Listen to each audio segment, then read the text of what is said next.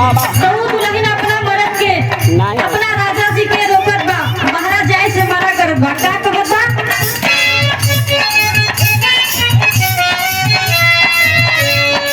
इहे कहलस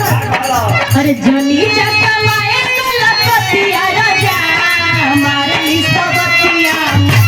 राजा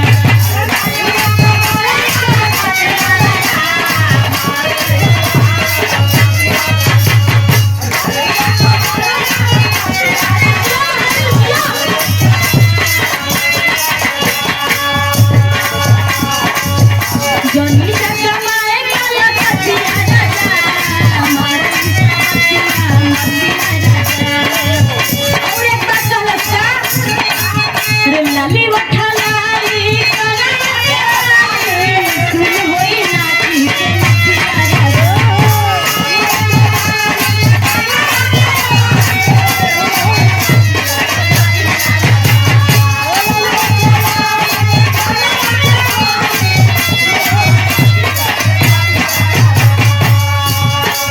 लाली उठा लाली कनाली सुन होई नाची के नचिया राजा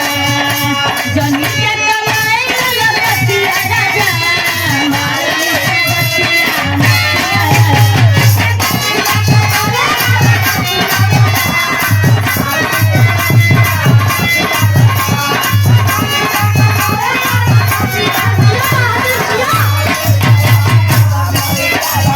कि ना मनबो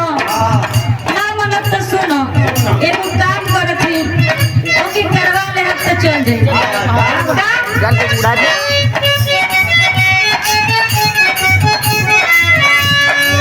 इहे कहत है अरे जी राजा भाई ना होई खतमानी लगे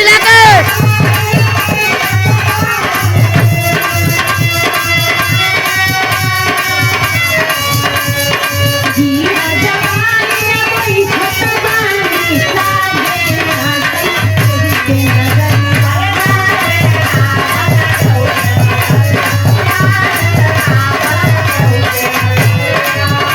एक लाइन अभी कहलस का अरे हीरो बड़ा राजा इनसे आई खतमानी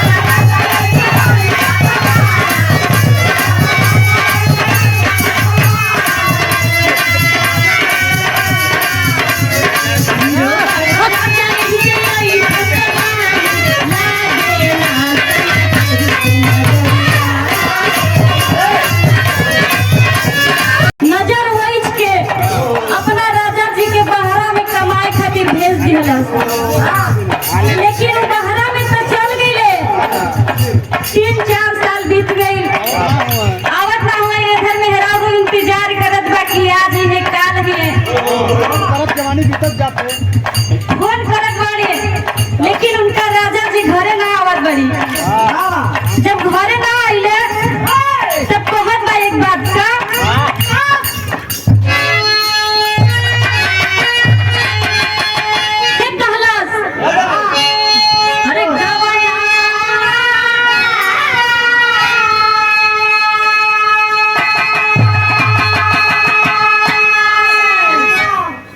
अरे गवाया करमलाए पिवा घरे भाई